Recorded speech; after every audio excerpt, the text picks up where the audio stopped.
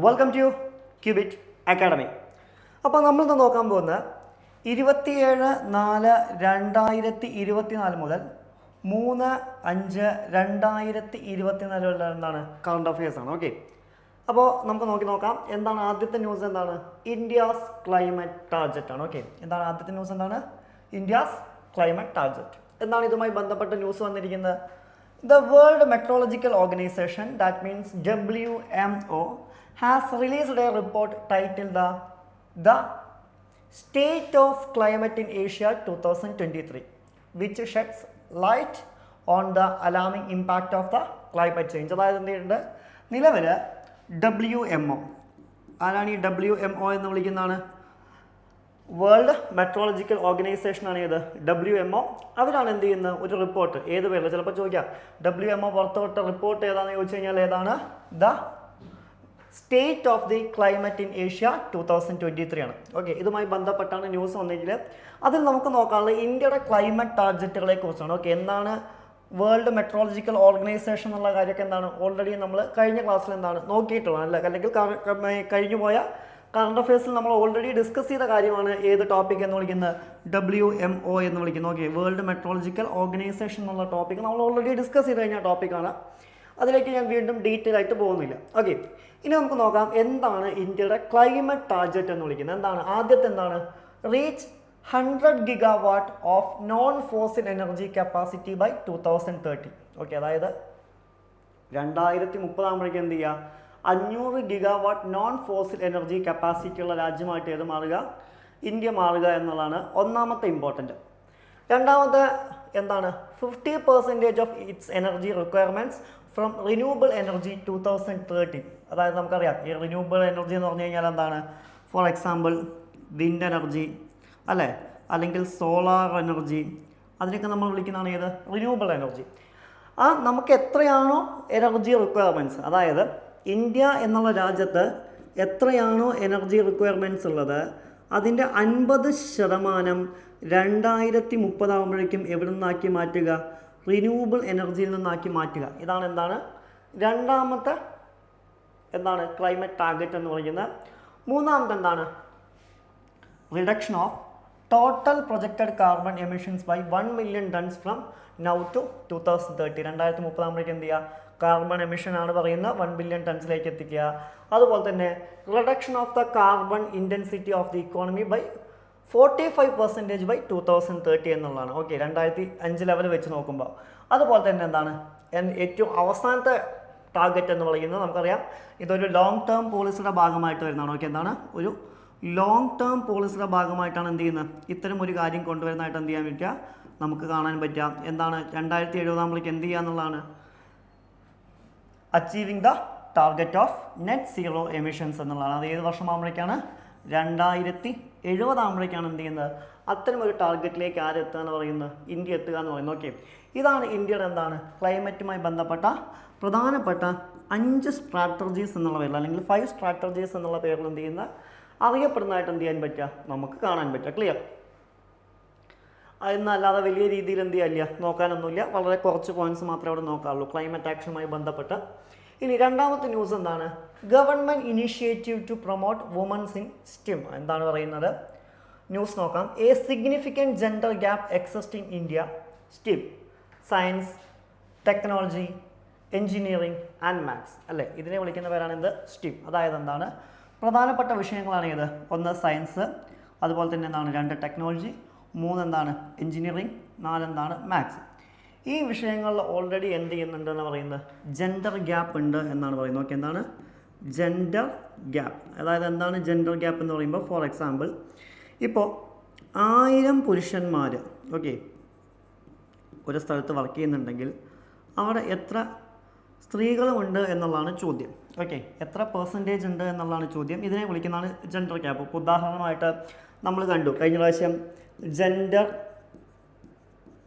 ഇന്നീക്വാളിറ്റി index എടുത്ത സമയത്ത്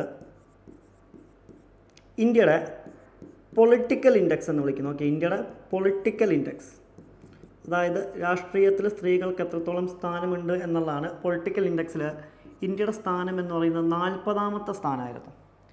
അതുകൊണ്ട് തന്നെയാണ് പിന്നീട് ഗവൺമെൻറ് എന്ത് പാസ്സാക്കിയത്, ഇന്ത്യൻ ഭരണഘടനയിൽ 106ാമത്തെ അമെൻമെൻറ്റ് ആക്ട് പാസ്സാക്കിയത് അല്ലേ, 106ാമത്തെ അമെൻമെൻറ്റ് ആക്ട് പാസ്സാക്കിയത്. എന്തായിരുന്നു 106ാമത്തെ അമെൻമെൻറ്റ് ആക്ട്? നമുക്കറിയാം എന്താണ്, നാരി ശക്തി വന്ദൻ അധിനിയം എന്നുള്ള പേരിലാണ് അറിയപ്പെടുന്നത് അല്ലേ. ഉദാഹരണമായിട്ട് ലോകസഭ, അതുപോലെ തന്നെ എന്താണ് ലെജിസ്ലേറ്റീവ് അസംബ്ലി ഓഫ് ഡൽഹി, അതുപോലെ തന്നെ എന്താണ് legislative assembly of all States. ഈ 3 സ്ഥലങ്ങളിൽ എന്ത് ചെയ്യുക, സ്ത്രീകൾക്ക് 1/3 റിസർവേഷൻ കൊടുക്കുക. ഓക്കെ, ഇതായിരുന്നു നാരി ശക്തി വന്ദൻ അധിനിയം എന്നുള്ള പേരിൽ എന്ത് ചെയ്യുന്നത് അറിയപ്പെടുന്നു. ഓക്കെ, അപ്പോൾ ഇങ്ങനെ പല കാലത്തും പല പ്രവർത്തനങ്ങൾ ചെയ്യാറുണ്ട്. ഇപ്രാവശ്യം കോൺസെൻട്രേറ്റ് ചെയ്തിരിക്കുന്ന ഏതിനെയൊക്കെയാണ്? ഉദാഹരണമായിട്ട് science, technology, engineering and mathematics ആണ്. Okay, faculties with a bias watch in India study revealing that only 13.5% of the faculty members across 19 universities and institutes were women. അതായത് എന്താണ്, ഏകദേശം എന്താണ് 98 യൂണിവേഴ്സിറ്റീസ് അതുപോലെ തന്നെ ഇൻസ്റ്റിറ്റ്യൂട്ടൊക്കെ എടുത്ത് നോക്കുമ്പോൾ അതിൽ വർക്ക് ചെയ്യുന്ന സ്ത്രീകളുടെ എണ്ണം അതായത് ഏതൊക്കെ മേഖലകളിൽ, ഞാൻ നേരത്തെ പറഞ്ഞ പോലെ സയൻസ്, ടെക്നോളജി, എഞ്ചിനീയറിംഗ്, മാത്സ് തുടങ്ങിയ മേഖലകളിൽ വർക്ക് ചെയ്യുന്ന സ്ത്രീകളുടെ എണ്ണം എന്ന് പറയുന്നത് എത്ര പെർസെൻറ്റേജ് ആണെന്ന് പറയുന്നത്? വെറും 13.5% എന്നാണ് പറയുന്നത് അല്ലേ. അപ്പോൾ ഈ ജെൻഡർ ഗ്യാപ്പ് ഇല്ലാതെ ആക്കണമെന്നുണ്ടെങ്കിൽ എന്ത് ചെയ്യണം? ഇപ്പോൾ ഉദാഹരണമായിട്ട് മെയിൽസ് വർക്ക് ചെയ്യുന്നുണ്ടെങ്കിൽ എന്താണ്, മെയിൽസ് 50% ആവണം. ഇൻ ദ സെയിം റെപ്രസെൻറ്റേഷൻ ആർക്കും ആവശ്യമാണ്, വുമൻസിനും ആവശ്യമാണ്. അങ്ങനെയാണ് ടോട്ടൽ എന്തായി മാറുന്നത്? 100% മാറുന്നത്. പക്ഷേ നിലവിലെ സ്റ്റാറ്റസ് എടുത്ത് നോക്കുമ്പോൾ എത്രയാണ്? 13.5% സ്ത്രീകളെ മാത്രമേ എന്ത് ചെയ്യാൻ പറ്റൂ, കാണാൻ സാധിക്കുള്ളൂ. ഓക്കെ, ഇതാണ് ഇവിടെ എന്താണ്, ഇത് ന്യൂസായി വരുന്നതിനുള്ളൊരു റീസൺ എന്ന് വിളിക്കുന്നത്. ഓക്കെ, ഇനി നമുക്ക് നോക്കാം എന്തൊക്കെയാണ്, അതായത് ഇത്തരം സ്ത്രീകളെ പ്രൊമോട്ട് ചെയ്യുന്നതിന് വേണ്ടിയിട്ട് ഗവൺമെൻറ് എന്തൊക്കെ പ്രോഗ്രാംസുകളാണ് അല്ലെങ്കിൽ എന്തൊക്കെ ഇനീഷ്യേറ്റീവ്സാണ് പ്രധാനമായിട്ടും കൊണ്ടുവന്നിട്ടുള്ളത്, ഗവൺമെൻറ് കൊണ്ടുവന്നിട്ടുള്ളത് നോക്കാം. ഒന്നാണ് വുമൺ ഇൻസ്റ്റിറ്റ്യൂട്ട് അഥവാ വിസ് പ്രോഗ്രാം. എന്താണ്? Launched by department of science and technology. Okay, department of science and ടെക്നോളജിയാണ് ഇത്തരം ഒരു പ്രോഗ്രാം എന്ത് ചെയ്യുന്നത്, ലോഞ്ച് ചെയ്യുന്നതായിട്ട് എന്ത് ചെയ്യാൻ പറ്റുക, നമുക്ക് കാണാൻ പറ്റുക. എന്താണ് കൊടുക്കുന്നത്? ഇറ്റ് പ്രൊവൈഡ്സ് സ്കോളർഷിപ്പ്, അതുപോലെ തന്നെ fellowship and research grants to woman in the stream. അതായത് ഞാൻ നേരത്തെ പറഞ്ഞ പോലെ സയൻസ്, ടെക്നോളജി, എഞ്ചിനീയറിംഗ്, മാത്തമാറ്റിക്സ് മേഖലകളിൽ എന്ത് ചെയ്യുക, സ്കോളർഷിപ്പ്, അതുപോലെ തന്നെ ഫെലോഷിപ്പ്, റിസർച്ച് ഗ്രാൻറ്റ്സ് ഒക്കെയാണ് ആര് പ്രൊവൈഡ് ചെയ്യുന്നത്? ഇത്തരമൊരു പ്രോഗ്രാം ലോഞ്ച് ചെയ്യുന്നത്. അതുപോലെ തന്നെ it also offers mentorship and networking ഓപ്പർച്യൂണിറ്റീസും എന്ത് ചെയ്യുന്നുണ്ട്, ഈ ഒരു പ്ലാറ്റ്ഫോമിൽ നിന്ന് കിട്ടുന്നുണ്ട്. പിന്നെ വരുന്ന ഒന്നാണ് ഇത് വിഗ്യാൻ ജ്യോതി. എന്താണ്? ഇറ്റ് വാസ് ഇൻട്രൊഡ്യൂസിങ് 2019-20 2019-2020 കാലഘട്ടങ്ങളിലാണ് എന്ത് ചെയ്യുന്നത്, ഇത്തരമൊരു സ്കീം ആര് ലോഞ്ച് ചെയ്യുന്നത്, ഗവൺമെൻറ് ലോഞ്ച് ചെയ്യുന്നത്. എന്തിനാണ്? Encourage meritorious girl students in the class 9 to 12 to pursue higher education and careers in STEM field. അതായത് നമുക്കറിയാം, ഇപ്പോൾ സ്ത്രീകളുടെ കാര്യം എടുക്കുകയാണെന്നുണ്ടെങ്കിൽ ഇപ്പോൾ പ്രൈമറി എഡ്യൂക്കേഷൻ, ഗേൾസിന് പ്രൈമറി എഡ്യൂക്കേഷൻ കിട്ടുന്നുണ്ടോ എന്ന് ചോദിച്ചു കഴിഞ്ഞാൽ പൂർണ്ണമായിട്ടും കിട്ടുന്നുണ്ട് എന്ന് പറയാൻ പറ്റില്ലെങ്കിലും ഒരു പരിധിവരെയുള്ള ആളുകൾക്ക് എന്തുണ്ട്, പ്രൈമറി എഡ്യൂക്കേഷൻ കിട്ടുന്നുണ്ട് എന്ന് നമുക്ക് പറയാം. പക്ഷേ പല ആളുകളും എന്ത് ചെയ്യുന്നു, ഈ പ്രൈമറി എഡ്യൂക്കേഷനോട് കൂടി എന്ത് ചെയ്യുന്നുണ്ട്, ഡ്രോപ്പ് ഔട്ട് ആവുന്നതായിട്ട് കാണാൻ പറ്റും. അതുകൊണ്ട് തന്നെ 9ാം ക്ലാസ് മുതൽ 12ാം ക്ലാസ് വരെയുള്ള വിദ്യാർത്ഥികൾക്ക് അല്ലെങ്കിൽ പെൺകുട്ടികൾക്ക് സ്റ്റീം മേഖലയിൽ എന്താണ്, ഫോർ എക്സാമ്പിൾ എന്താണ്, അവർക്ക് പഠിക്കുന്നതിനൊക്കെ വേണ്ടിയിട്ട് എന്താണ് കൊണ്ടുവന്നൊരു സ്കീമാണ് ഇത് വിഗ്യാൻ ജ്യോതി എന്നുള്ള പേരിൽ എന്ത് ചെയ്യുന്നത് പറയുന്നത്. And addressing the under presentation of woman in these areas ആണ്. ഓക്കെ ആണ്, അതായത് എന്താണ്, സ്ത്രീകൾ എത്തുന്നില്ലെങ്കിൽ അവരെ എത്തിക്കുക എന്നുള്ളൊരു പദ്ധതിയോട് കൂടിയാണ് എന്ത് ചെയ്യുന്നത്, ഇത്തരം ഒരു സ്കീം ലോഞ്ച് ചെയ്തിരിക്കുന്നതായിട്ട് എന്ത് ചെയ്യാൻ പറ്റുക, നമുക്ക് കാണാൻ സാധിക്കുക എന്നുള്ളതാണ് ക്ലിയർ. ഇനി നമുക്ക് നോക്കാം, ഇപ്പോൾ ഇത്രയും ഞാൻ പറഞ്ഞു സയൻസ് മേഖലകളിൽ എന്താണ് സ്ത്രീകളുടെ പങ്കാളിത്തം വളരെയധികം എന്താണ് കുറവാണ് എന്നല്ലേ. അപ്പോൾ international day for woman and girls in സയൻസുമായി ബന്ധപ്പെട്ട് ഒരുപാട് കാര്യങ്ങൾ നമ്മൾ കൊണ്ടുവന്നിട്ടുണ്ട്. എന്തൊക്കെയാണ് നോക്കാം.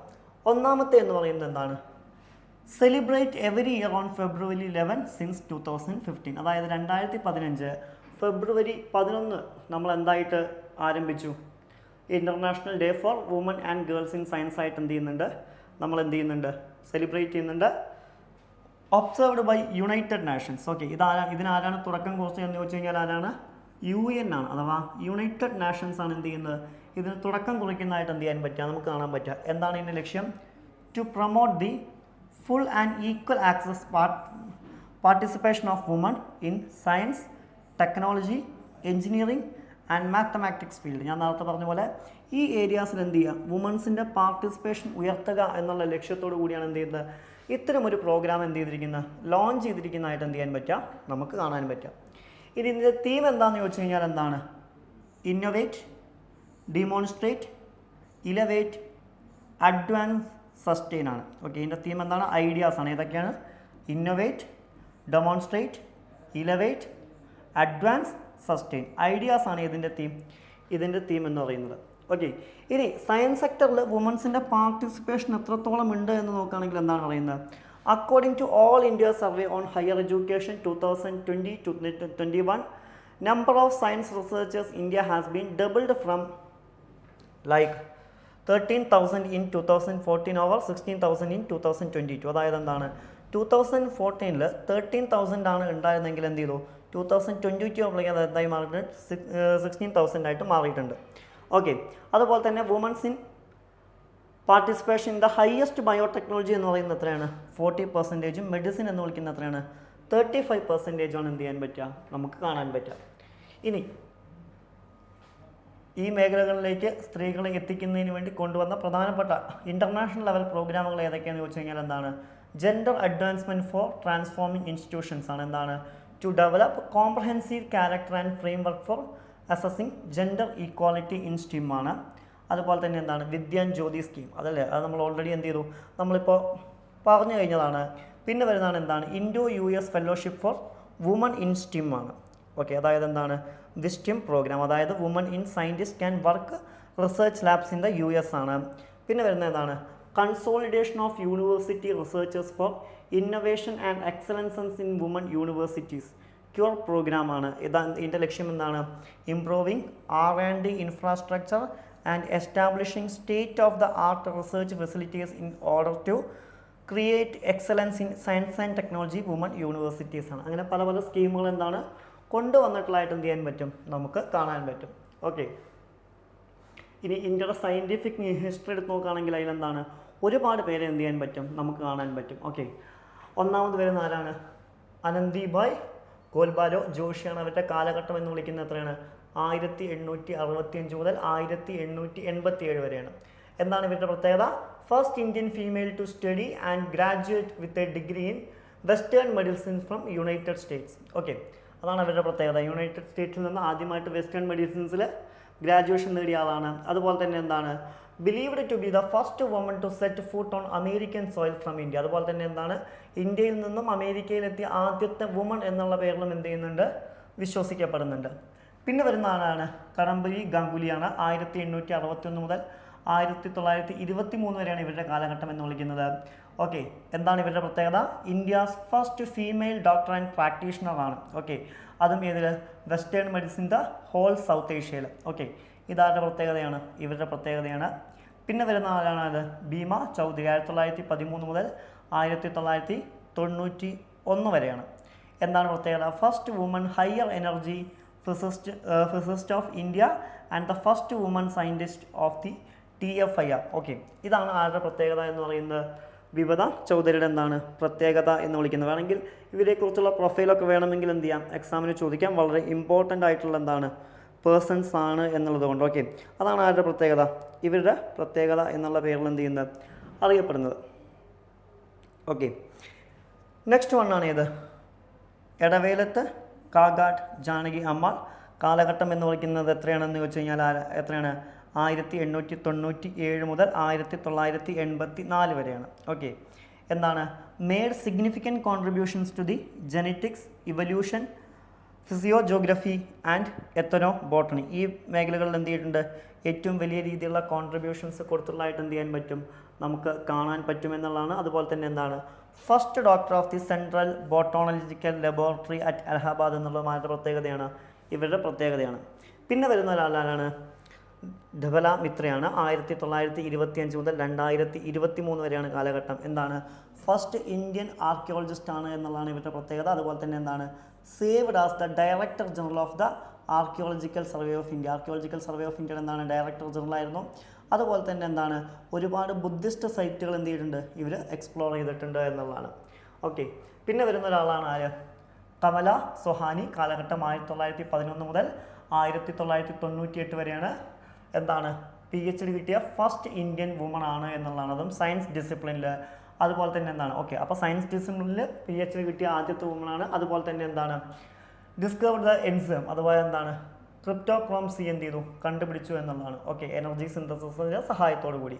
പിന്നെ വരുന്ന ആരാണ്? അന്ന മാണിയാണ്. 1918 മുതൽ 2001 വരെയാണ് കാലഘട്ടം. ഓക്കെ, മെട്രോളജിക്കൽ ഡിപ്പാർട്ട്മെൻറ്റിൽ ജോയിൻ ചെയ്തെന്താണ് ഫസ്റ്റ് വുമൺ ആണ്. പിന്നെ വരുന്നതാണ് ആര്? Kamal Rana Da'Vine. 1917 മുതൽ 2001 വരെ തന്നെയാണ് കാലഘട്ടം എന്ന് വിളിക്കുന്നത്. എന്നാണ് established India's first tissue culture research laboratory at Indian research centre in Mumbai. അതായത് എന്താണ് ഇന്ത്യൻ റിസർച്ച് സെൻറ്റർ മുംബൈയിൽ എന്ത് ചെയ്തു? ആദ്യത്തെ എന്താണ് first tissue culture laboratory. And പിന്നെ വരുന്നൊരു വ്യക്തി എന്ന് പറയുന്ന ആരാണ്? സംഘമിത്ര ബാഗ്യോപാധ്യായാണ്. ഇവരുടെ പ്രത്യേകത എന്താണെന്ന് ചോദിച്ചു കഴിഞ്ഞാൽ 2022 എന്ത് ചെയ്തു? പത്മശ്രീ എന്ത് ചെയ്തിരുന്നു? കിട്ടിയിരുന്നു. എന്താണ് പ്രത്യേകത? She is the first woman director of the Indian statistical institute. Okay, Indian statistical ഇൻസ്റ്റിറ്റ്യൂട്ടിൻ്റെ എന്താണ് ഫസ്റ്റ് വുമൺ ഡയറക്ടറാണ് എന്നുള്ളതാണ്. പിന്നെ വരുന്നതാണ് മിസ് സുജാത പ്രമോദാരെ. എന്താണ് 2023 എന്ത് ചെയ്തു? പത്മശ്രീ അടുത്ത് നമ്മൾ ആരാധിച്ചിരുന്നു. അതുപോലെ തന്നെ എന്താണ് she become the first Indian to join win the prestigious ICTP Ramanujan prize in 2006. 2006 എന്താണ് രാമാനുജൻ പ്രൈസ് കിട്ടിയ ആദ്യത്തെ ഇന്ത്യൻ വുമണാണ്. And she was also award the Shanti Swarup ബേഗാന്തർ അവാർഡ്. ഈ അവാർഡ് അവർക്ക് കിട്ടിയിട്ടുണ്ട്. അതുപോലെ തന്നെ എന്താണ് സയൻറ്റിഫിക് ഫീൽഡിൽ കൊടുക്കുന്ന ഹയസ്റ്റ് ഓണറാണ്. 2004 കിട്ടുന്നത്.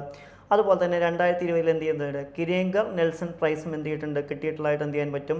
നമുക്ക് കാണാൻ പറ്റും. അത് മാത്തമാറ്റിക്സിലുള്ള കോൺട്രിബ്യൂഷന് കിട്ടുന്ന അവാർഡുകളാണ്. ഓക്കെ, അപ്പോൾ ഇത്രയും പ്രധാനപ്പെട്ട വ്യക്തികളെയാണ് അല്ലെങ്കിൽ വുമൻസിനെയാണ് നമുക്ക് ഏത് മേഖലയിൽ നിന്ന് കാണാൻ പറ്റുക? ഇന്ത്യയിൽ നിന്ന് കാണാൻ പറ്റുക. അപ്പോൾ തീർച്ചയായിട്ടും എന്ത് ചെയ്യുക? ഇവരുടെ പ്രൊഫൈൽ എന്ത് ചെയ്യുക? നോട്ട് ചെയ്ത് വയ്ക്കുക. ഇമ്പോർട്ടൻറ്റ് പേഴ്സൺസ് എന്നുള്ള ഭാഗത്ത് നിന്നാണ് ചോദിക്കാൻ സാധ്യതയുള്ളതാണ് ആരുടെ? ഇവരുടെ പ്രൊഫൈൽസ്. ഓക്കെ, നമുക്ക് പലപ്പോഴും ഇമ്പോർട്ടൻ്റ് ആയ പേഴ്സൺസിനെ കുറിച്ച് ചോദിക്കാറുണ്ട്.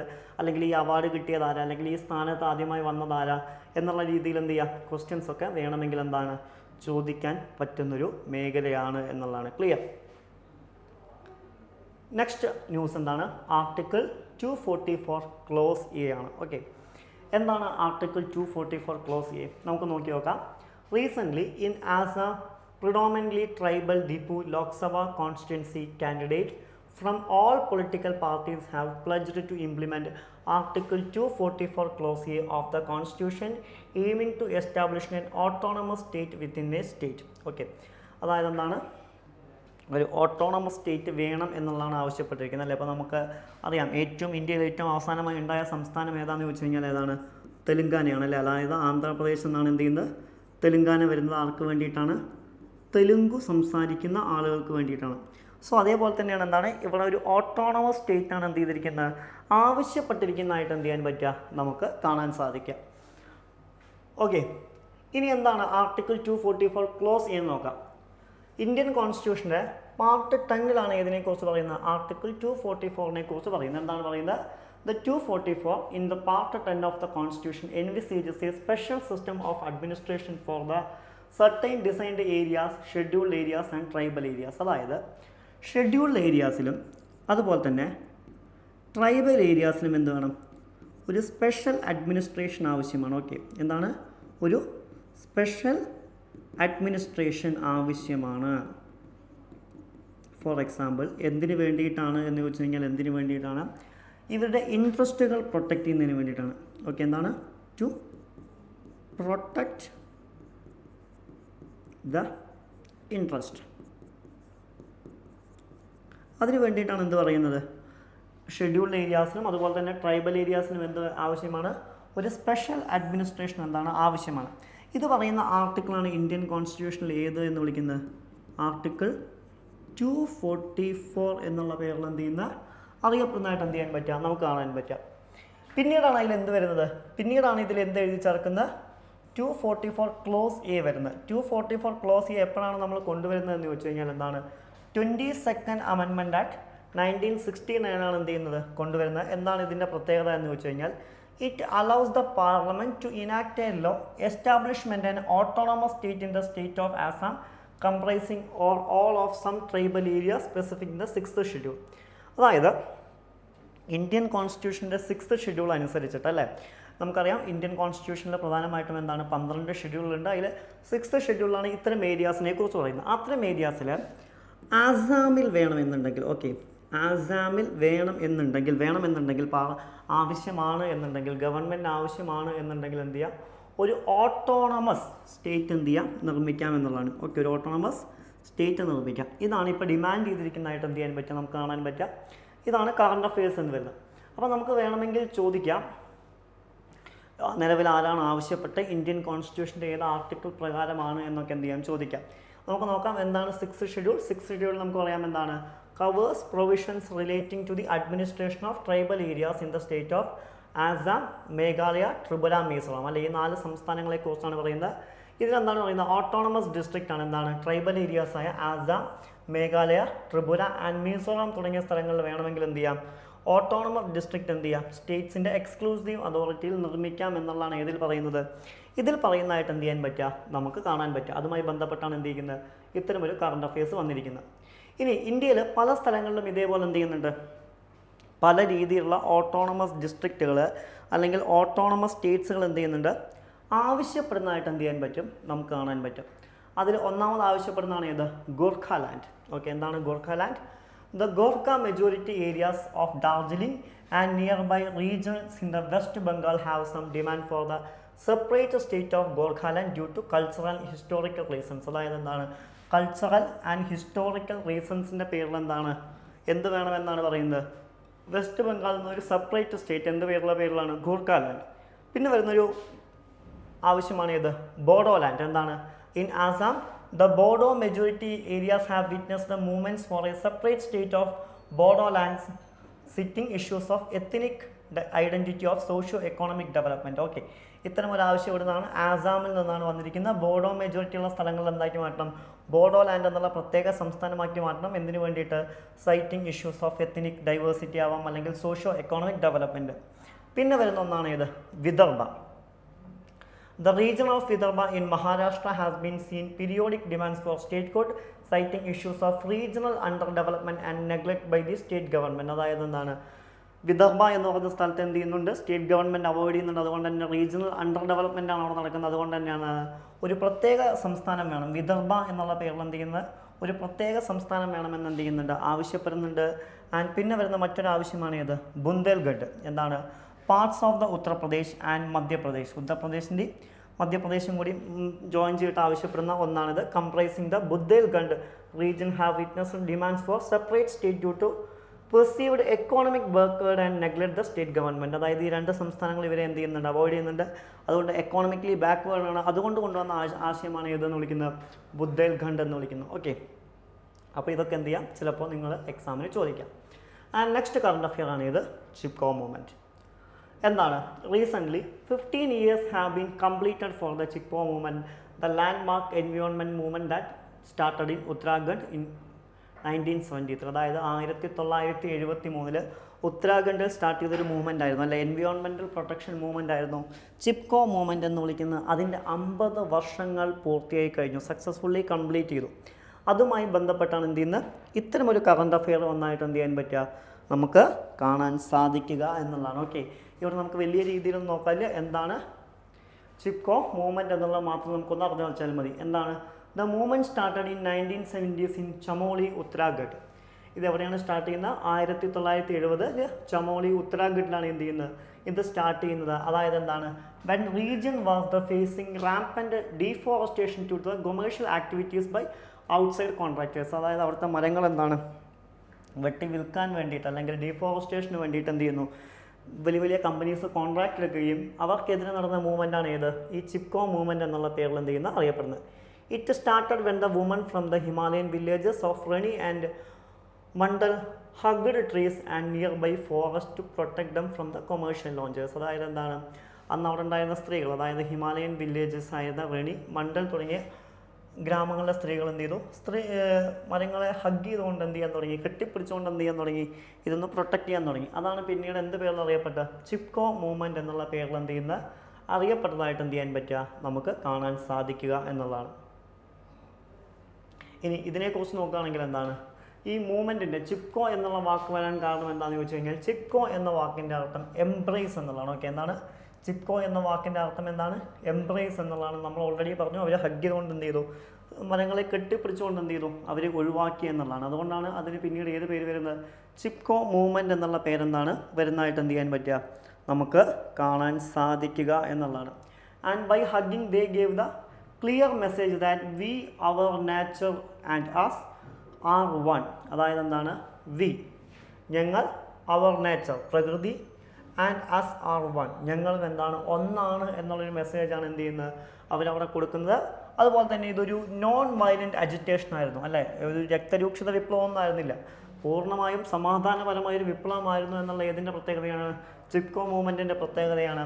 And biggest victory was making people aware the right out to forest and how grassroots activism can be influenced policy making regarding ecology, shared natural resources. അതായത് ഇത് ആളുകളൊരു അവബോധം ഉണ്ടാക്കാൻ ശ്രമിച്ചു. കൂടാതെ ഒരു ഏറ്റവും ഗ്രാസ് റൂട്ട് ലെവലിലുള്ള ഇൻഫ്ലുവൻസ് എങ്ങനെ പോളിസി മേക്കിങ്ങിനെ സഹായിച്ചു എന്നും എന്ത് ചെയ്യുന്നുണ്ട്? ഇത് കാണിക്കുന്നുണ്ട്. It led to a ban on commercial felling of trees above 30 degree slopes and above 1000 MSL means sea level in 1981 എന്നുള്ളതും ഏതിൻ്റെ പ്രത്യേകതയാണ്? ഈ ചിപ്കോ മൂവ്മെൻറ്റിൻ്റെ എന്താണ്? പ്രത്യേകതയാണ് എന്നുള്ളതാണ്. Clear? And next one, supreme court allows abortion for 30 weeks fast. എന്താണ്? The supreme court of India allowed minor sexual assault activism to terminate her pregnancy at nearby 30 weeks citing exceptional circumstances to protect her wellbeing. അതായത് സ്ത്രീകളുടെ ആരോഗ്യം സംരക്ഷിക്കുന്നതിന് വേണ്ടിയിട്ടോ അവർ മരിക്കാതിരിക്കാൻ വേണ്ടിയിട്ടോ എന്ത് ചെയ്യാം? 30 weeks ആയ pregnancy abort ചെയ്യാം എന്നുള്ളതാണ് ആരുടെ വിധി? സുപ്രീം കോർട്ടിൻ്റെ വിധി. നമുക്കിതുമായി ബന്ധപ്പെട്ട് നോക്കേണ്ട എന്താണ്? Medical termination of pregnancy act ആണ്. 1971 ഏത് വരുന്നത്? Medical termination of pregnancy act എന്ത് ചെയ്യുന്നത്? നിലവിൽ വരുന്നതായിട്ട് എന്ത് ചെയ്യാൻ പറ്റുക? നമുക്ക് കാണാൻ പറ്റുക. പിന്നീട് എന്ത് ചെയ്തിരുന്നു?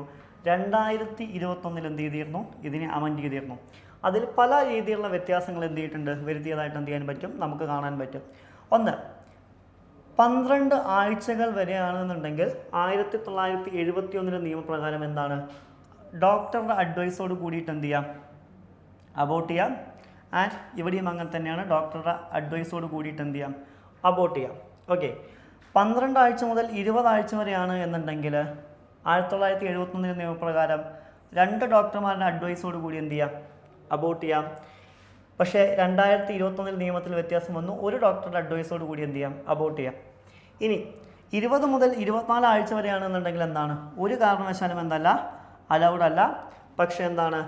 2021 നിയമപ്രകാരം എന്താണ്? On the advice of 2 doctors for special categories of pregnant woman. അതായത് പ്രഗ്നൻറ്റ് വുമന് വേണ്ടിയിട്ടുള്ള ഡോക്ടർമാർ, സ്പെഷ്യൽ കാറ്റഗറി എന്നുള്ള 2 ഡോക്ടർമാരുടെ അഡ്വൈസോട് കൂടിയിട്ട് എന്ത് ചെയ്യാം? അബോർട്ട് ചെയ്യാം. ഇനി 24 വീക്കിന് മുകളിലാണെങ്കിൽ എന്താണ്?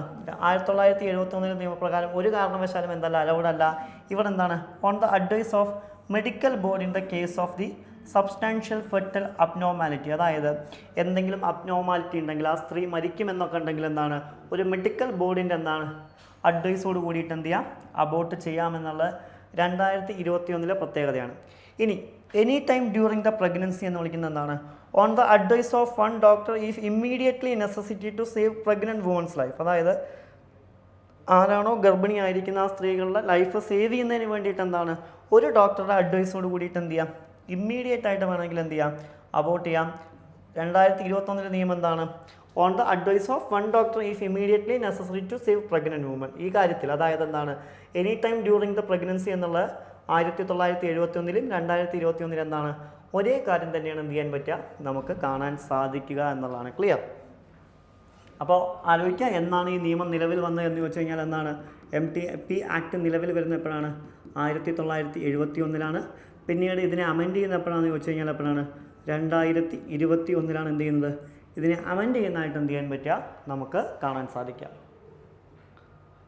Next one, IHRC adopt a new logo and motto. Okay, അതായത് എന്താണ്? ഇന്ത്യൻ ഹിസ്റ്റോറിക്കൽ റെക്കോർഡ്സ് കമ്മീഷൻ എന്ത് ചെയ്തിട്ടുണ്ട്? പുതിയ ലോഗോയും അതുപോലെ തന്നെ ഒരു പുതിയ തീമും കൊണ്ടുവന്നിട്ടുണ്ട്. അതാണ് ന്യൂസ്. ഓക്കെ, ഇതാണ് നിങ്ങൾക്ക് കാണാൻ പറ്റും. ഇതാണ് എന്താണ്?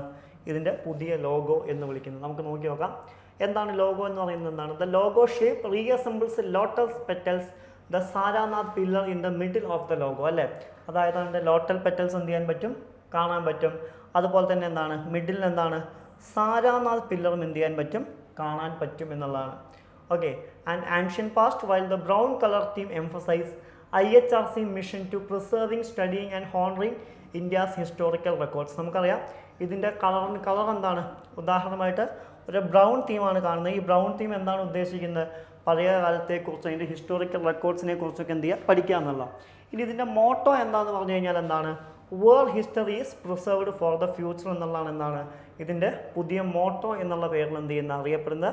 എന്നാണ് IHRC സ്ഥാപിതമാവുന്നത് എന്ന് ചോദിച്ചു കഴിഞ്ഞാൽ എപ്പോഴാണ്, 1919 എന്ത് ചെയ്യുന്നത് IHRC സ്ഥാപിതമാവുന്നതായിട്ട് എന്ത് ചെയ്യാൻ പറ്റുക, നമുക്ക് കാണാൻ പറ്റുക. ഇതിനെ ഹെഡ് ചെയ്യുന്നത് ആരാണ്, യൂണിയൻ മിനിസ്റ്റർ ഓഫ് കൾച്ചറാണ് ഇതിനെ ഹെഡ് ചെയ്യുന്നതായിട്ട് എന്ത് ചെയ്യാൻ പറ്റുക, നമുക്ക് കാണാൻ പറ്റുക എന്നുള്ളതും ഇതിൻ്റെ പ്രത്യേകതയാണ്. ഇതിൻ്റെ പ്രത്യേകതയാണ് serving as an all India forum for creators custodians users of historical records എന്നുള്ള ആ പ്രത്യേകതയാണ് IHRCയുടെ എന്താണ് പ്രത്യേകതയായിട്ട് എന്ത് ചെയ്യാൻ പറ്റും, നമുക്ക് കാണാൻ സാധിക്കും എന്നുള്ളതാണ്. ക്ലിയർ. നെക്സ്റ്റ് വണ്ണാണ് ഇത് പട്ടാബെറ്റ്. എന്താണ്, archaeologist from Kerala university have recently discovered a 5200 year old Harappan settlement at Padta Bet. ഇതാണ് ഇത് ന്യൂസിൽ വരാനുള്ള കാരണം. ഇത് എവിടെയാണ് ലൊക്കേറ്റ് ചെയ്തിരിക്കുന്നത് വെച്ച് കഴിഞ്ഞാൽ എന്താണ്, approximately 1.5 kilometer from Juna Khatiya and early Harappan necropolis in the Kutch district of Gujarat. അവിടെയാണ് നമുക്ക് എന്ത് ചെയ്യാൻ പറ്റുക, നമുക്കിത് കാണാൻ സാധിക്കുക എന്നുള്ളതാണ്. ഓക്കെ, അതിൻ്റെ മാപ്പ് എന്ത് ചെയ്യുന്നുണ്ട്, ഇവിടെ കൊടുത്തിട്ടുണ്ട്, നിങ്ങൾക്ക് കാണാൻ പറ്റും. നമുക്ക് നോക്കാം. അതിൽ നമുക്ക് നോക്കാനുള്ളത് ജുനഘാട്ടിയെ കുറിച്ചാണ്. ഓക്കെ, ബാക്കിയുള്ളതിൻ്റെ റിസർച്ചൊക്കെ നടന്നുകൊണ്ടിരിക്കുകയാണ്. It is the one of the biggest Harappan burial sites with in the possibility of 500 graves എന്നുള്ളതാണ് ഇതിൻ്റെ പ്രത്യേകതയാണ്. And the burials discovered at this time the site dated from 3200 BCE to 2600 BC ആണ് ഇതിൻ്റെ കാലപ്പഴക്കം എന്നുള്ള പേരിൽ എന്ത് ചെയ്യുന്നത് അറിയപ്പെടുന്നത്. ഇതെവിടെയാണ് ചോദിച്ചു കഴിഞ്ഞാൽ എവിടെയാണ്, ഗുജറാത്തിലാണ് എന്ത് ചെയ്യുന്നത് സ്ഥിതി ചെയ്യുന്നത്. അതുപോലെ തന്നെ ഇതുപോലെ ഇമ്പോർട്ടൻ്റ് ആയ മറ്റൊരു സൈറ്റാണ് ഇത് ധോളാവീര എന്ന് വിളിക്കുന്ന. Okay, have a cemetery and around the about major habitation has been discovered near Juna Khatiya. Okay, അപ്പോൾ ഇതിൻ്റെ സൈറ്റുകളൊക്കെ എവിടെയാണ്, ആ സ്റ്റേറ്റുകൾ എവിടെയാണ്, ഏത് സ്റ്റേറ്റിലാണ് എന്നുള്ള കാര്യമൊക്കെ എന്ത് ചെയ്യുക നമ്മൾ നോക്കി വയ്ക്കുക. ഓക്കെ, ഇതെവിടെയാണ് കാണപ്പെടുന്നത്, ഗുജറാത്തിലാണ് എന്ത് ചെയ്യുന്നത് കാണപ്പെടുന്നതായിട്ട് എന്ത് ചെയ്യാൻ പറ്റുക, നമുക്ക് കാണാൻ സാധിക്കുക എന്നുള്ളതാണ്. നെക്സ്റ്റ് വണ്ണാണ് ഇത് supreme court upholds the EVM and VVPAT system അല്ലേ. അതായത് EVM എന്ന് പറഞ്ഞു കഴിഞ്ഞാൽ എന്താ, നമുക്കറിയാം എന്താണ്, ഇലക്ട്രോണിക് വോട്ടിംഗ് മെഷീനാണ്. അതുപോലെ തന്നെ VVPAT അല്ലേ, എന്താണ്, വോട്ടർ വെരിഫൈഡ് പേപ്പർ ഓഡിറ്റ് ട്രയലാണ്. ഇത് രണ്ടും എന്ത് ചെയ്തു, സുപ്രീം കോർട്ട് മീൻസ് എന്താണ്, ഇതിൽ പ്രശ്നങ്ങളൊന്നുമില്ല എന്നുള്ള വിധിയാണ് വന്നിരിക്കുന്നത്. നമുക്ക് നോക്കാം. Recently the supreme court in the association of democratic reforms versus election commission of India case 2024. ഏതാണ് കേസ് എന്ന് വിളിക്കുന്നത്, association of democratic reforms versus election commission of India case 2024 വിധി. എന്താണ്, upheld the electronic voting machine EVM system, rejecting a return of paper ballot. Also, the court rejected the request for 100% cross verification of EVM votes with voter verifiable audit trail slips, maintaining the current random 5% verification in the assembly constituencies. രണ്ട് കാര്യങ്ങളാണ് അവർ പറഞ്ഞത്. ഒന്ന് എന്ത് ചെയ്യുക, EVM പൂർണ്ണമായിട്ടും എന്ത് ചെയ്യുക, ഒഴിവാക്കുക. എന്നിട്ട് എന്ത് ചെയ്യുക, പേപ്പർ ബാലറ്റുകൾ കൊണ്ടുവരിക. ഇതെന്ത് ചെയ്തു, സുപ്രീം കോർട്ട് പൂർണ്ണമായും തള്ളിക്കളഞ്ഞു. കൂടാതെ എന്താണ്, 100% ആയിട്ട് VVPATകൾ പരിശോധിക്കുക. അപ്പോൾ 100% ആയിട്ടൊന്നും പരിശോധിക്കുന്നില്ല, ഒരു കോൺസ്റ്റിറ്റ്യുവൻസിയിൽ നിന്ന് 5% വരെയാണ് കറക്റ്റായിട്ട് പരിശോധിക്കുക. പിന്നീട് എന്തെങ്കിലും ഇഷ്യൂസ് ഉണ്ടെങ്കിൽ മാത്രമേ വീണ്ടും എന്ത് ചെയ്യുള്ളൂ, VVPATൽ ക്രോസ് വെരിഫിക്കേഷൻ ഉണ്ടാവും. ഇത് 100% ആക്കാനാണ് പറഞ്ഞിരിക്കുന്നത്. പക്ഷേ ഇതറിയാം, നമുക്ക് ഒരുപാട് ടൈമിൻ്റെ ഇഷ്യൂസ് ഒക്കെ ഉള്ളതുകൊണ്ട് ഇതിനെയും എന്ത് ചെയ്തു, സുപ്രീം കോടതി റിജക്ട് ചെയ്ത് കളഞ്ഞു. However, the court issued a series of directions to the Election Commission of India to strengthen the existing system. പക്ഷേ എന്ത് ചെയ്തിട്ടുണ്ട്, സുപ്രീം കോടതി നിലവിലുള്ള സിസ്റ്റം സ്ട്രെങ്തൻ ചെയ്യുന്നതിന് വേണ്ടിയിട്ട് എന്ത് ചെയ്യുന്നുണ്ട്, ഒരുപാട് റെക്കമെൻഡേഷൻസ് അത് കൊടുത്തായിട്ട് ഇലക്ഷൻ കമ്മീഷൻ ഓഫ് ഇന്ത്യക്ക് എന്താണ്, സുപ്രീം കോർട്ട് ഓഫ് ഇന്ത്യ എന്താണ് കൊടുത്തായിട്ട് എന്ത് ചെയ്യാൻ പറ്റും, നമുക്ക് കാണാൻ സാധിക്കും എന്നുള്ളതാണ്. ഓക്കെ, ഇനി EVM VVPAT ഇന്ത്യയിൽ പല കാലഘട്ടങ്ങളിലൊക്കെയാണ് ഇൻട്രൊഡ്യൂസ് ചെയ്തിരിക്കുന്നത്. അതിൻ്റെ ഒരു കാലഘട്ടം നമുക്ക് നോക്കാം. 1977-79 എന്താണ് ഈ വർഷത്തിൻ്റെ പ്രത്യേകത. The idea of EVM was conceived in 1997 and the prototype was developed by Electronic Corporation of India Limited, Hyderabad in 1979. 1979 എന്ത് ചെയ്തു, ഇലക്ട്രോണിക് കോർപ്പറേഷൻ ഓഫ് ഇന്ത്യ എന്ത് ചെയ്തു, ഇതിൻ്റെ ഒരു ആദ്യത്തെ രൂപം എന്ത് ചെയ്തു തയ്യാറാക്കി. ഇനി 1980 the election commission demonstrated EVM on 6th August 1918 after the conscious of its use, the electronic voting machine is issued directive under the Article 324 the use of EM. Indian article 324 പ്രകാരം എന്ത് ചെയ്തു, ഒരു പരീക്ഷണാടിസ്ഥാനത്തിൽ എന്ത് ചെയ്തു, EVM എന്ത് ചെയ്യുന്നുണ്ട്, election commission of India എന്ത് ചെയ്തു, പരിശോധിച്ച് നോക്കി. ആൻഡ് 1982 എന്താണ്, EVM were used 50 polling stations during the elections in the Parur seat of Kerala and the Supreme Court ruled against the legality of EVM use. എന്ത് ചെയ്തു, 50ഓളം polling സ്റ്റേഷൻസിൽ എന്ത് ചെയ്തു, ഇത് ഉപയോഗിച്ച് എവിടെയാണ്, കേരളയിലെ പരൂരിൽ. പക്ഷേ പിന്നീട് എന്ത് ചെയ്തു, സുപ്രീം കോടതി ഇതിൻ്റെ ലീഗാലിറ്റിയെക്കുറിച്ച് ചോദ്യം ചെയ്തു. 1988 എന്താണ്, a section of the representation of peoples act 1951 was amended in the December 1988 and new section 61A included in the law empowering the election commission to use EVM. The amendment came into force 15th March 1918. 1988 എന്ത് ചെയ്തു, parliament എന്ത് ചെയ്തു, representation of peoples act എന്ത് ചെയ്തു, amend ചെയ്യുകയും അതിലെന്ത് ചെയ്യുന്നുണ്ട്, 61A എന്നുള്ളൊരു പുതിയ സെക്ഷൻ ആഡ് ചെയ്തു. അതിലെന്ത് ചെയ്യാം, ഇലക്ഷൻ കമ്മീഷൻ ഓഫ് ഇന്ത്യക്ക് എന്ത് ഉപയോഗിക്കാം, EVM ഉപയോഗിക്കാം എന്ന് പറയുകയും 1989 മാർച്ച് 15 എന്ത് ചെയ്തു, ഈ അമെൻമെൻറ്റ് ആക്ട് എന്ത് ചെയ്തു, നിലവിൽ വരികയും ചെയ്യുന്നുണ്ട്. പിന്നീട് 1990 എന്താണ്, and electoral reforms committee under Dinesh Goswami was constituted which recommended A technical examination of EVM. The technical expert committee recommended EVM without any further loss of time, marking its technically sound, secure and transparent. അതായത് എന്ത് ചെയ്യുന്നുണ്ട്, പിന്നീട് 1990 Dinesh Goswami committee എന്ത് ചെയ്യുന്നുണ്ട്, അല്ലെങ്കിൽ ദിനേഷ് ഗോസ്വാമി കമ്മിറ്റിയെ constitute ചെയ്തു. അവരൊരു ടെക്നിക്കൽ എക്സ്പേർട്ട് കമ്മിറ്റി ആയിരുന്നു, EVMനെ കുറിച്ച് പഠിച്ചു. അതിലെന്ത് ചെയ്തു, സൗണ്ട് സിസ്റ്റം കൂടി വേണം എന്നുള്ളൊരു പുതിയ എന്ത് ചെയ്തു, റെക്കമെൻഡേഷൻസ് കൊണ്ടുവന്നു. 1998 എന്ത് ചെയ്തു, EVM were used in 16 assembly elections across Madhya Pradesh, Rajasthan, New Delhi. പിന്നീട് എന്ത് ചെയ്തു, 1998 എന്താണ്, 16 അസംബ്ലികളിൽ, അതായത് മധ്യപ്രദേശ്, രാജസ്ഥാൻ, ന്യൂഡൽഹി തുടങ്ങിയ 16 അസംബ്ലികളിൽ എന്ത് ചെയ്തു, EVM ഉപയോഗിച്ചു. 2001 എന്താണ്, state assembly elections in Tamil Nadu, Kerala, Puducherry and west Bengal completely conducted using EVM. All state assembly elections there after witnessed use of this machine. എന്ത് ചെയ്തു, 2001 തമിഴ്നാട്, അതുപോലെ തന്നെ കേരള, പുതുച്ചേരി, അതുപോലെ തന്നെ വെസ്റ്റ് ബംഗാൾ തുടങ്ങിയ സ്ഥലങ്ങളിൽ എന്ത് ചെയ്തു, സ്റ്റേറ്റ് അസംബ്ലി ഇലക്ഷൻസിന് വേണ്ടിയിട്ട് എന്ത് ചെയ്യുന്നുണ്ട്, EVM എന്ത് ചെയ്യുന്നുണ്ട്, യൂസ് ചെയ്യുന്നുണ്ട്. ആൻഡ് 2004 എന്ത് ചെയ്തു, EVM were used in 543 constituencies of Lok Sabha election. 2004 എന്ത് ചെയ്തു, 543 കോൺസ്റ്റിറ്റ്വൻസികളിലും, നമുക്കറിയാം ഇന്ത്യയിൽ ടോട്ടൽ 543 കോൺസ്റ്റിറ്റ്വൻസിയിലാണ്, 543 കോൺസ്റ്റിറ്റ്വൻസിയിൽ നമ്മൾ എന്ത് ചെയ്തു, EVM ഉപയോഗിക്കാൻ തുടങ്ങി.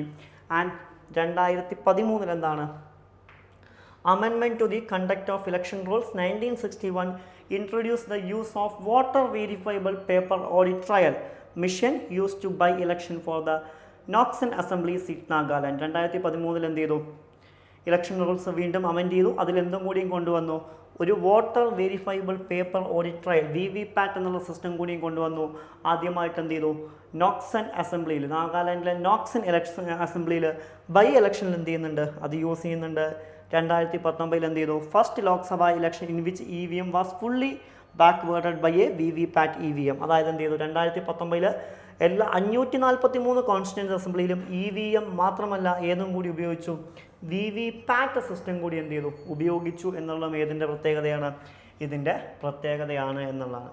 ഇനി എങ്ങനെയാണ് ഈ VVPAT മെഷീൻ എന്ത് ചെയ്യുന്നത്, വർക്ക് ചെയ്യുന്നത് എന്ന് നോക്കാം. നമുക്കറിയാം നമ്മൾ രണ്ട് കാര്യങ്ങളാണ് കണക്ട് ചെയ്യുക. ഒന്നെന്താണ് EVM, അതുകൂടാതെ തന്നെ എന്താണ് പ്ലസ് VVPAT അല്ലേ.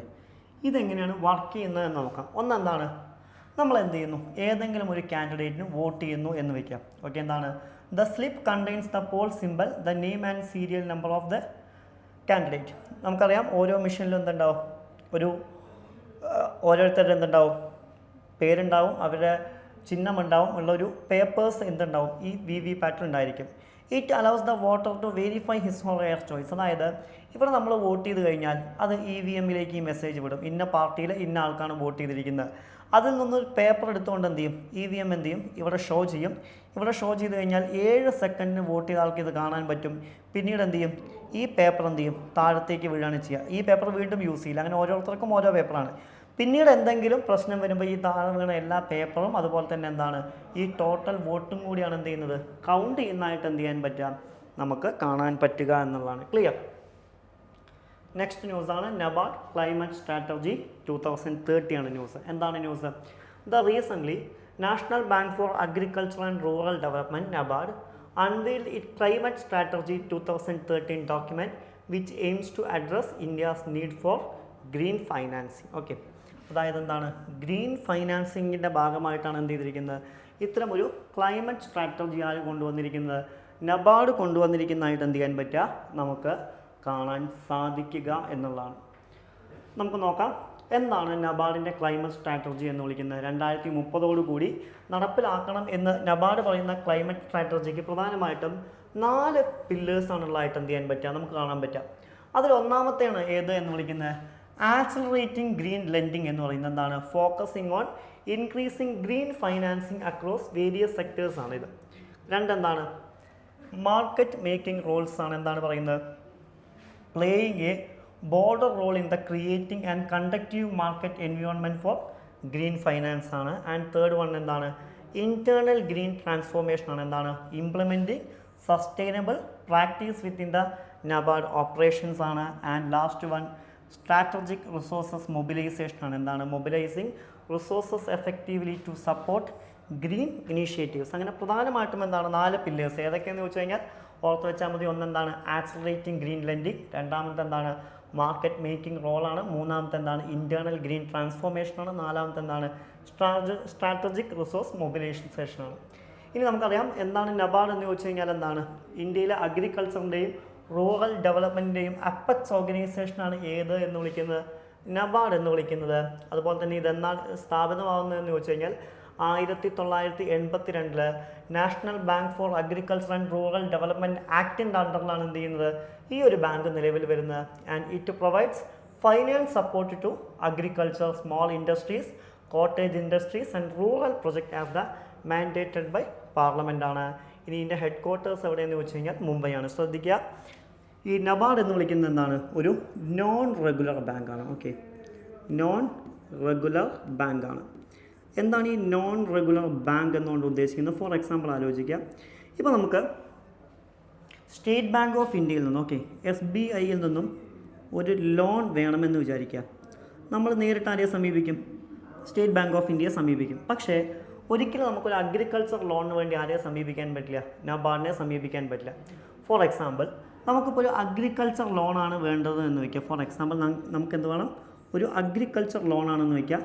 നമ്മൾ എന്ത് ചെയ്യുന്നു, ഒന്നെങ്കിൽ നമ്മുടെ ഏതെങ്കിലും ഒരു ബാങ്കിൽ, ഒന്നെങ്കിൽ കൊമേഴ്ഷ്യൽ ബാങ്കായ സ്റ്റേറ്റ് ബാങ്കിൽ, അല്ലെങ്കിൽ നമ്മുടെ കോപ്പറേറ്റീവ് ബാങ്കുകൾ എന്ത് ചെയ്യും, സമീപിക്കും. എന്നിട്ട് എന്ത് ചെയ്യും, ഇവർക്ക് നമ്മൾ എന്ത് ചെയ്യും, ഈ ലോൺ റിക്വസ്റ്റ് കൊടുക്കും. ഓക്കെ, ലോൺ റിക്വസ്റ്റ് എന്ത് ചെയ്യുന്നു, കൊടുക്കുന്നു.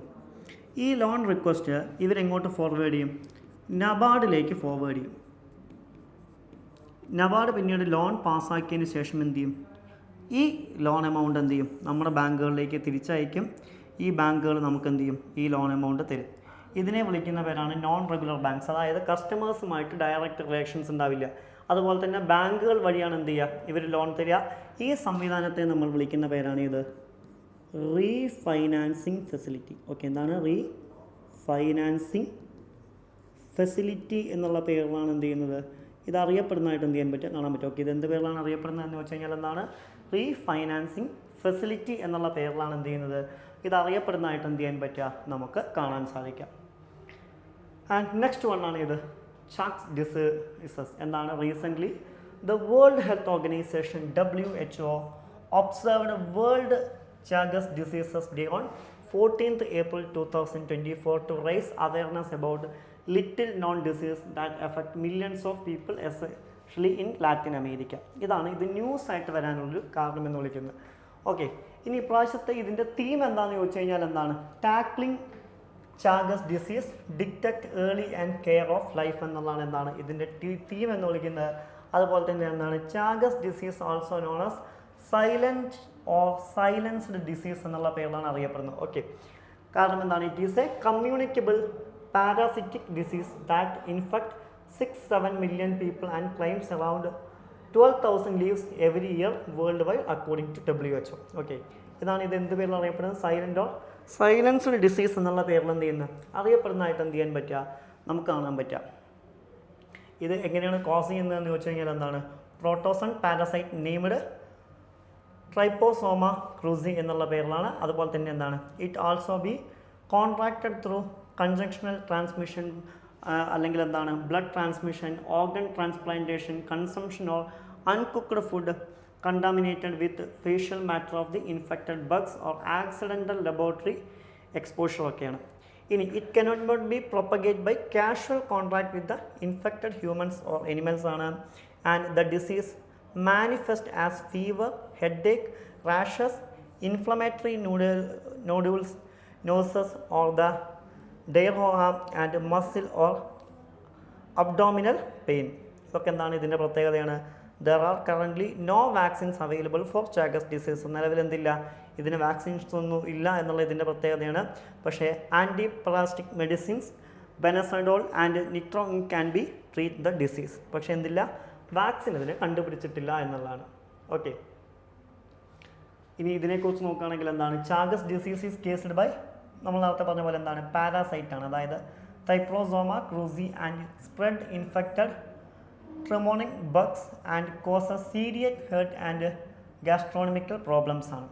ഓക്കെ, അതുപോലെ തന്നെ എന്ത് ചെയ്തു 7 മില്യൺ ആളുകൾ എന്താണ് ഈ അമേരിക്കൻസിൽ എന്ത് ചെയ്യുന്നുണ്ട്, ഈ ഡിസീസ് ഉണ്ട് എന്നുള്ളതാണ്.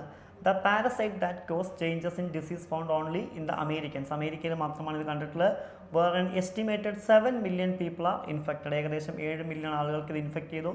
The United State more than 3 lakh ആളുകൾക്ക് എന്ത് ചെയ്യുന്നുണ്ട്, ഈ ഡിസീസോട് കൂടി അവർ ജീവിക്കുന്നുണ്ട് എന്നുള്ളതാണ്. ഓക്കെ, അതുപോലെ തന്നെ എന്താണ് ഇവർ 30% ആളുകൾ കണ്ട സിംറ്റംസ് എന്തൊക്കെയാണെന്ന് ചോദിച്ചു കഴിഞ്ഞാൽ എന്താണ് stroke, heart attack, sudden death ഒക്കെയാണ് എന്ത് ചെയ്യുന്നത് കാണുന്നതായിട്ട് എന്ത് ചെയ്യാൻ പറ്റുക, നമുക്ക് കാണാൻ പറ്റുക. അതുപോലെ തന്നെ വുമൺസ് ഇൻഫെക്റ്റ് ചെയ്ത് കഴിഞ്ഞാൽ എന്ത് ചെയ്യും, can pass the disease to their unborn baby എന്നുള്ളതാണ്. അതുപോലെ തന്നെ എന്താണ് Chagas disease accounts for at least $6 to $7 million in global health care related cost ആനുവലിയാണ് വരുന്നതായിട്ട് കാണാൻ പറ്റുക. ഓക്കെ, അപ്പോൾ അത്തരം കാര്യങ്ങളൊക്കെയാണ് ഇത് ഇതിൽ വരുന്നതായിട്ട് എന്ത് ചെയ്യാൻ പറ്റുക, നമുക്ക് പ്രധാനമായിട്ടും എന്ത് ചെയ്യുന്നത് കാണാൻ നമുക്ക് സാധിക്കുക എന്നുള്ളതാണ്. ക്ലിയർ. ഇനി വരുന്നതാണ് ഇത് കുച്ചിപ്പുടി. ന്യൂസിൽ വന്നാണ് എന്താണ് Kuchipudi one of the oldest dance form of India. ഇന്ത്യയിലെ തന്നെ എന്താണ് ഓൾഡസ്റ്റ് ഡാൻസ് ഫോംസിൽ ഒന്നാണ് ഏത് എന്ന് വിളിക്കുന്നത് Kuchipudi. Is now becoming the obsolete among the younger generation. Kuchipudi as A village in Krishna district in Andhra Pradesh. ഇതാണ് ഇത് ന്യൂസിൽ വരാനുള്ളൊരു കാരണം. നമുക്ക് കുച്ചിപ്പുടിയെക്കുറിച്ച് നോക്കാം. നിങ്ങളുടെ ആർട്ട് ആൻഡ് കൾച്ചറിന് ചോദ്യം വരാൻ ഉള്ളൊരു മേഖലയാണ്. ഓക്കെ, ഇതിൽ യൂസ് ചെയ്യുന്ന ഇൻസ്ട്രുമെൻറ്റ്സ് ഏതൊക്കെയാണെന്ന് പറഞ്ഞു കഴിഞ്ഞാൽ ഏതൊക്കെയാണ്, ഒന്ന് മൃദംഗം, അതുപോലെ തന്നെ എന്താണ് സിംബൽ, അതുപോലെ തന്നെ വയലിൻ ഓർ വീണയൊക്കെയാണ് ഇതിൽ യൂസ് ചെയ്യുന്നത്. ഇനി ഇതിൻ്റെ ഒറിജിൻ എന്ന് പറഞ്ഞു കഴിഞ്ഞാൽ എന്താണ് in A village named Krishna district in Andhra Pradesh. ആന്ധ്രാപ്രദേശിലെ കൃഷ്ണ ഡിസ്ട്രിക്റ്റാണ് ഇതിൻ്റെ ഒറിജിൻ എന്ന് പറയുന്നത്. സുരേന്ദ്ര യോഗിയാണ് എന്ത് ചെയ്യുന്നത് ഇതിൻ്റെ മോഡേൺ വേർഷൻ എന്ത് ചെയ്യുന്നത് 17-ാം നൂറ്റാണ്ടിൽ പ്രിപ്പയർ ചെയ്യുന്നതായിട്ട് എന്ത് ചെയ്യാൻ പറ്റുക, നമുക്ക് കാണാൻ പറ്റുക എന്നുള്ളതാണ്. And Lakshmi Narayanan Shastri in near by 20th century brought in the new practice such as solo recital and female participation ഒക്കെ ഇതിൻ്റെ പ്രത്യേകതയാണ്. And predominance of Shringara rasa ഇതിൻ്റെ തീം എന്താണ് സെക്കുലറാണ്. ഇനി ഗ്രൂപ്പ് പെർഫോമൻസസ് ഇതിലുണ്ട്. ഉദാഹരണമായിട്ട് ഇൻവോൾവ്സ് നൃത്യ ഒക്കെ വരുന്നത്. അതുപോലെ തന്നെ എന്താണ് കവത്രമാസ്. നൃത്യ എന്ന് പറഞ്ഞു കഴിഞ്ഞാൽ എന്താണ് എക്സ്റ്റെൻസീവ് എറോബിക്സ് ആണ്. ആൻഡ് നാട്യ എന്ന് പറഞ്ഞാൽ പ്യുവർ ഡാൻസ് ആണ്. അതുപോലെ തന്നെ സോളഖാന്ത് ഓർ പത്രകാര നൃത്യ ഇതെന്താണ് നിർല പാർട്ട് ഓഫ് സെൻട്രൽ തീമാണ് സ്റ്റോറീസ് ഭഗവത് പുരാണയാണ്. അതുപോലെ തന്നെ ഡാൻസേഴ്സ് ആൾസോ നോൺ ആസ് ഭഗവതുൾസ് and both laya and tandava elements are the important എന്നുള്ളതാണ്.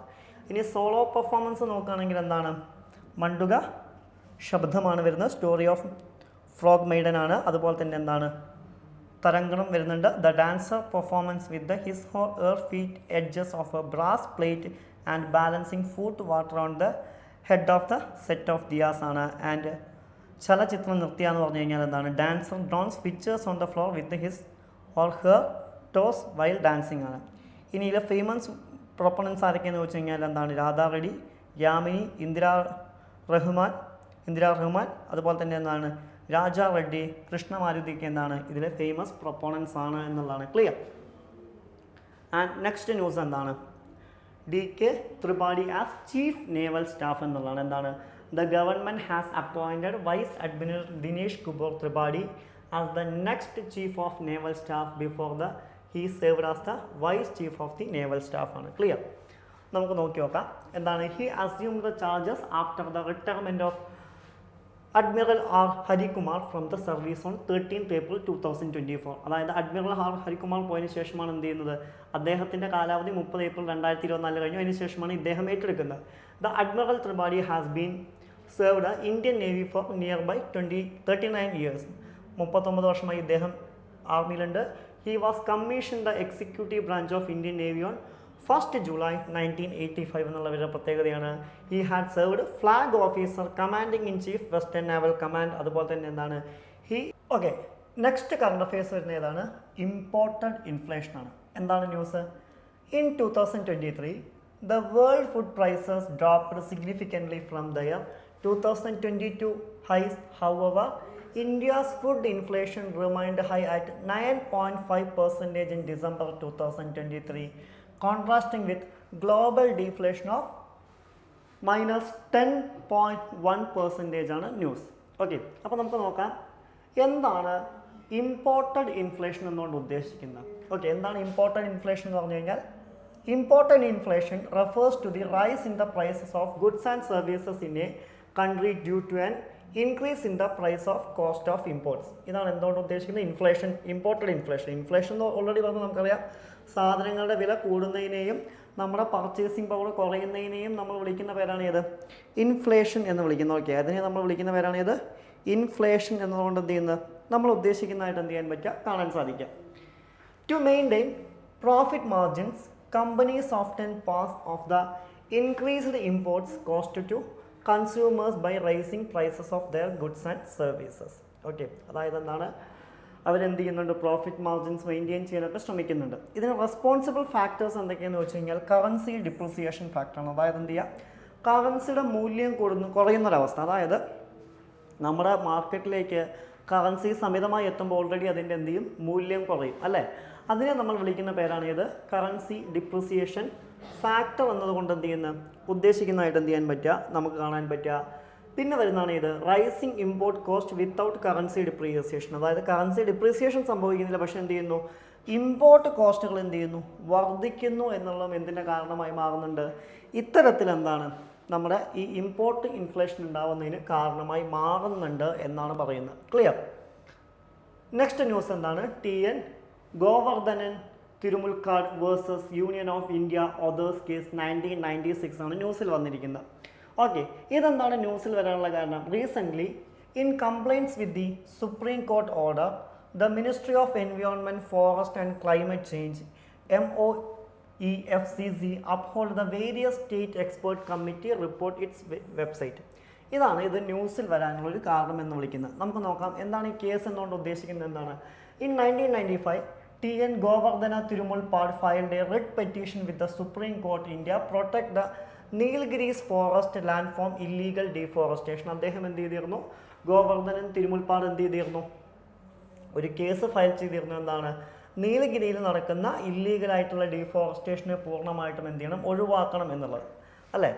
The court issued detailed direction for the sustainable use of forest and the court emphasized that any area defined forest regardless of ownership would be subjected to Forest Conservation Act 1980. പിന്നീട് എന്ത് ചെയ്യുന്നു? ഇതിന് supreme court എന്ത് ചെയ്യുന്നുണ്ട്? Directions ഒക്കെ കൊടുക്കുന്നുണ്ട്. പിന്നീട് അത് എന്തിന് കാരണമായി മാറുന്നു? അതുമായി ബന്ധപ്പെട്ട് എന്ത് ചെയ്യുന്നു? ഫോറസ്റ്റ് കൺസർവേഷൻ ആക്ട് 1980 എന്ന് പറഞ്ഞ പുതിയ നിയമം എന്ത് ചെയ്യുന്നുണ്ട്? ഇതുമായി ബന്ധപ്പെട്ട് എന്ത് ചെയ്യുന്നു? നിലവിൽ വരുന്നുണ്ട്. This new interpretation prevented state from de-reserving protected forest on non-forestry use without permission. ഇതോടുകൂടി എന്ത് ചെയ്യുന്നു? സ്റ്റേറ്റിന് ഇതിൽ കയറി ഇടപെടാനുള്ള, അതായത് ഡീറിസർവിങ് എന്ത് ചെയ്യുന്നു? കൊടുക്കുന്നു. അതായത് സ്റ്റേറ്റിൽ ഇതിൽ കയറി എന്ത് ചെയ്യാൻ പറ്റില്ല? ഡീഫോറസ്റ്റേഷൻ നടത്താൻ പറ്റില്ല എന്നുള്ള പുതിയൊരു നിയമം എന്ത് ചെയ്യുന്നുണ്ട്? നിലവിൽ വരുന്നതായിട്ട് എന്ത് ചെയ്യാൻ പറ്റും? കാണാൻ പറ്റും. And one of the key direction was that all the forest activities throughout the country must cease without the specific approval from the central government എന്നുള്ളതും ഇതിൻ്റെ പ്രത്യേകതയാണ്. ഇതിൻ്റെ പ്രത്യേകതയാണ്.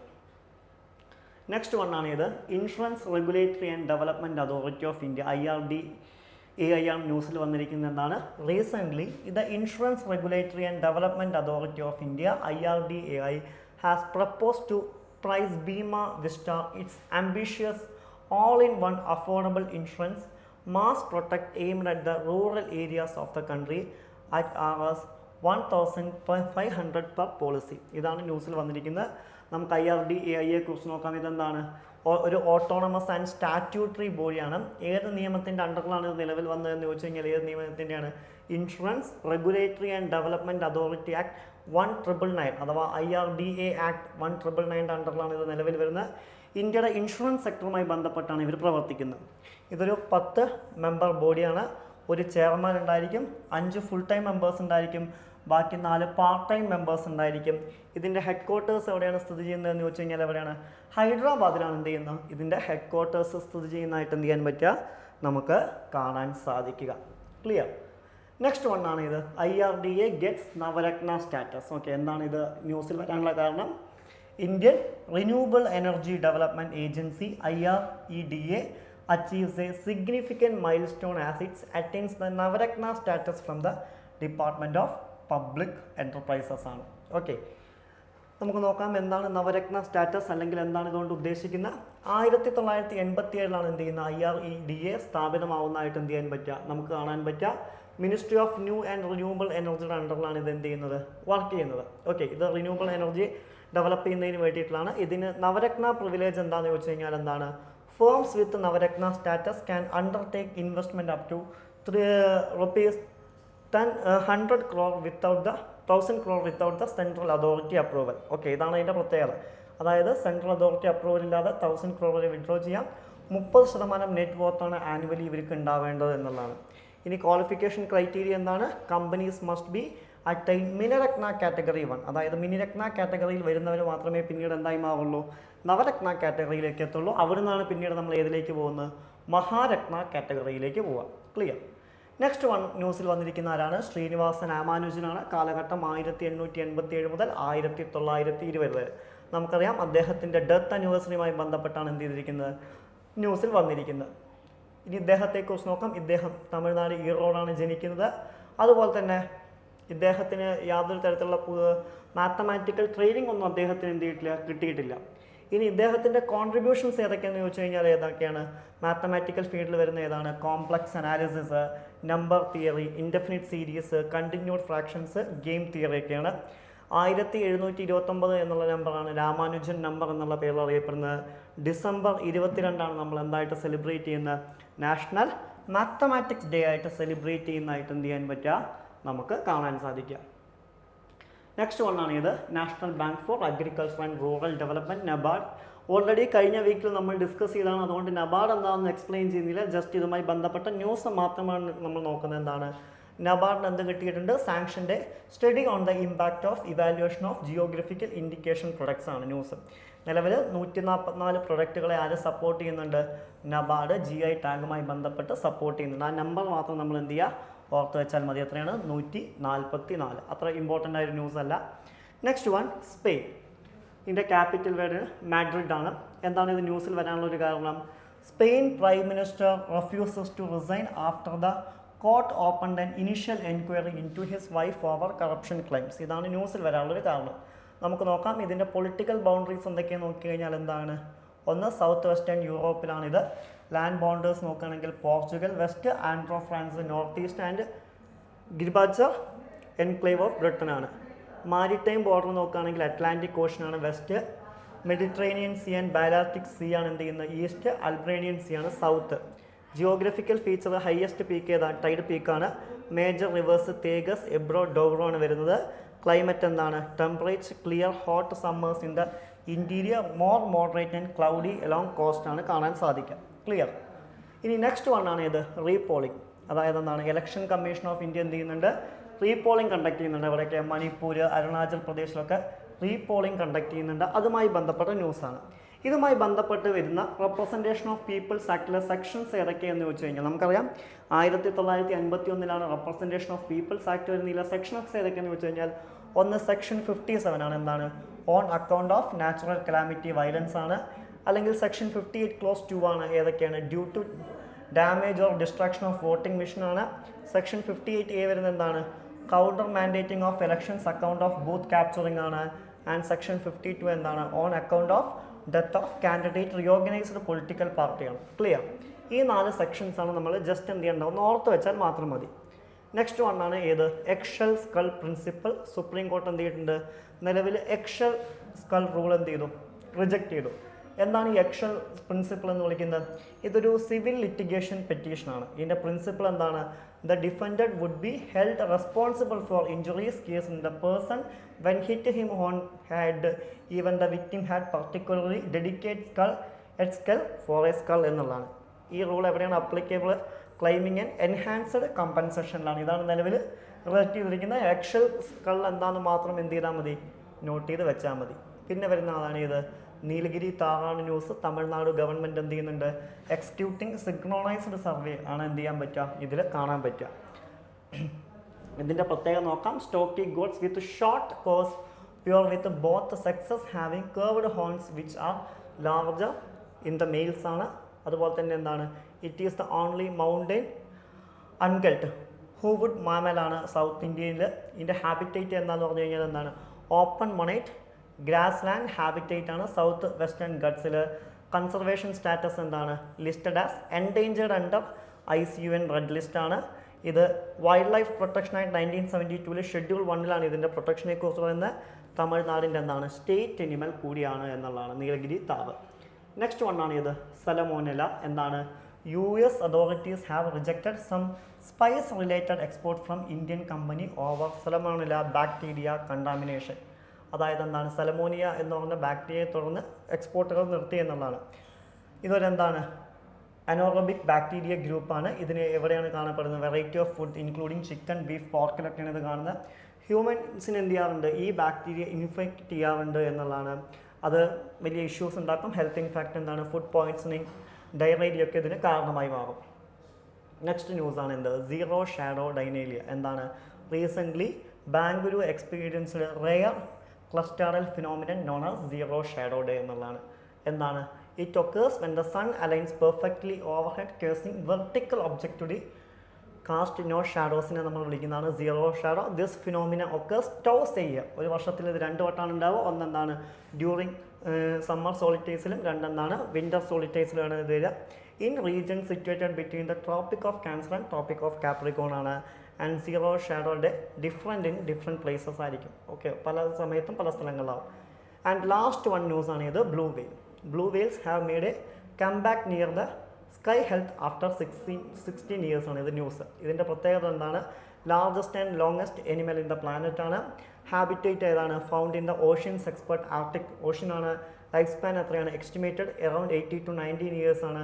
കീ ബിഹേവിയർ ആസ്പെക്ട് എന്താണ്, sometimes swim in the small group are often the alone in pairs. Diet ഏതാണ്, feeds almost exclusively on ക്രൾ ആണ്. And threads എന്താണെന്ന് ചോദിച്ചു കഴിഞ്ഞാൽ വെസൽ സ്ട്രൈക്സ് ആണ്, കമേഴ്ഷ്യൽ വീൽ ഹീലിംഗ് ആണ്, എന്താണ് എൻഡേഞ്ചേർഡ് കാറ്റഗറിയാണ്. ക്ലിയർ? അപ്പോൾ ഇത്രയും കറണ്ട് അഫയേഴ്സാണ് നമുക്ക് എന്താണ് 27/4/2024 മുതൽ 3/5/2024 വരെ എന്ത് ചെയ്യാനുള്ള നമുക്ക് നോക്കാം. Okay, thank you.